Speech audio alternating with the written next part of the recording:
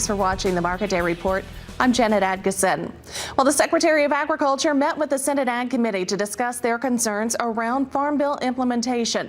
RFD-TV's Sarah Mock joins us for an update live from our Washington, D.C. studios. Hello, Sarah.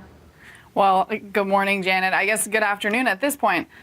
We did hear Secretary Perdue back in front of that Senate Ag Committee today. This is his fourth public engagement this week, his first time in front of the Senate Ag Committee, answering those questions about Farm Bill implementation. And an interesting day to come before the committee. There was a little bit of a kind of maybe the most interesting thing that happened during this committee was a bit of a dust-up on the Republican side.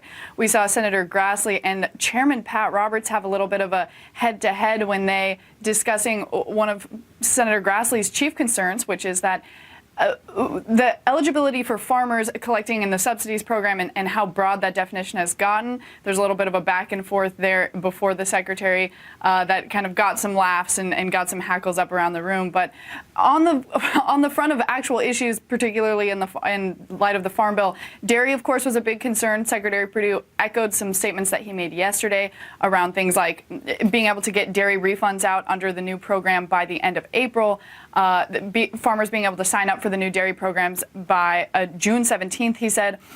He nodded in conversation with Senator Klobuchar to the fact that he did get a clarification from Andrew Wheeler over at EPA yesterday that they do plan to get year-round E15 out by June 1st, the start of that summer driving season.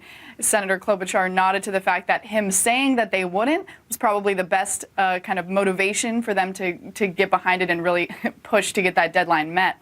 Of course, we did also hear budget concerns. We haven't seen the White House budget come out yet. This is later than usual for us to see that. Of course, the White House budget is kind of an ephemeral thing. It comes out every year, but usually Congress kind of ignores it. In the last couple of years, we did see the Trump administration ask for some pretty significant cuts at USDA.